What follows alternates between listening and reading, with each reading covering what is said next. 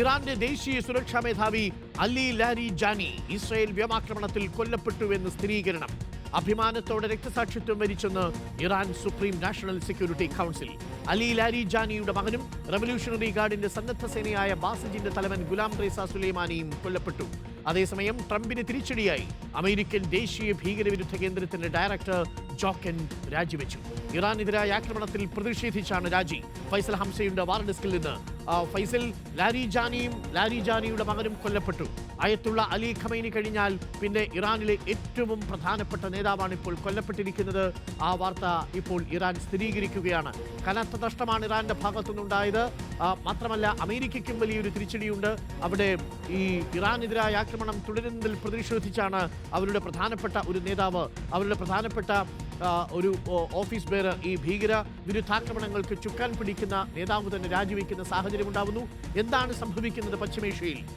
ഫൈസൽ ഹംസ.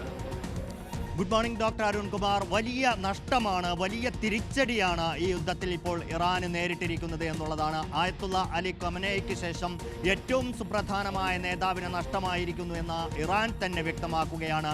ഇന്നലെയാണ് ഇസ്രായേൽ ഇക്കാര്യം അവകാശപ്പെട്ടത്. ആദ്യം IDF അവകാശപ്പെടുന്നു അലി ലാരിജാനിയെ വകവരുത്തിയിരിക്കുന്നു എന്നുള്ളത്. ഇറാന്റെ ദേശീയ സുരക്ഷാ സെക്രട്ടറിയാണ് ആ ആവശ്യം, അതേ അവകാശവാദം തൊട്ട് പിന്നാലെ ഇസ്രായേലിന്റെ പ്രതിരോധ മന്ത്രിയും ഉന്നയിക്കുന്നു. അതിന് പിന്നാലെയാണ് ഇപ്പോൾ ഇറാൻ അത് സ്ഥിരീകരിക്കുന്നത്.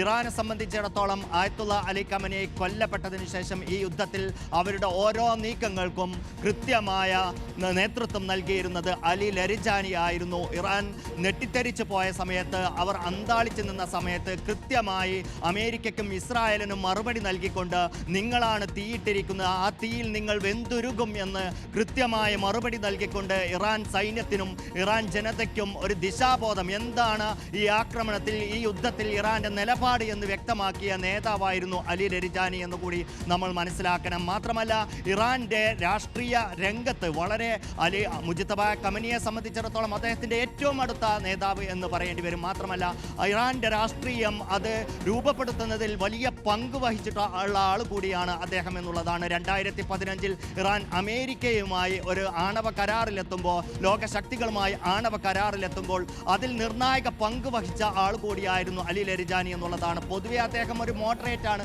നമ്മൾ നേരത്തെയൊക്കെ സൂചിപ്പിക്കുന്നത് പോലെ ഇറാന്റെ പതിവ് നേതാക്കളിൽ നിന്ന് വ്യത്യസ്തമായി അദ്ദേഹം ഒരു മതപണ്ഡിതൻ മാത്രമല്ല, വെസ്റ്റേൺ വിദ്യാഭ്യാസം ലഭിച്ചിട്ടുള്ള വ്യക്തി കൂടിയാണ് എന്നുള്ള കാര്യം കൂടി മനസ്സിലാക്കണം. എന്തായാലും അദ്ദേഹത്തിന്റെ മകളുടെ വസതിയിൽ ടെഹ്റാനിലെ പാട്ട എന്ന സ്ഥലത്ത് വെച്ചാണ് അദ്ദേഹത്തിനെതിരെ വലിയ രീതിയിലുള്ള ആക്രമണം ഉണ്ടാകുന്നത്. ബാസിജിന്റെ തലവൻ കമാൻഡർ കൂടി കൊല്ലപ്പെട്ടു എന്നുള്ള റിപ്പോർട്ടുണ്ട്. എന്തായാലും ഇറാനെ സംബന്ധിച്ചിടത്തോളം ഈ ഒരു യുദ്ധത്തിൽ വലിയ തിരിച്ചടി ഉണ്ടായിരിക്കുന്നു എന്നുള്ളതാണ് ഡോക്ടർ അരുൺകുമാർ.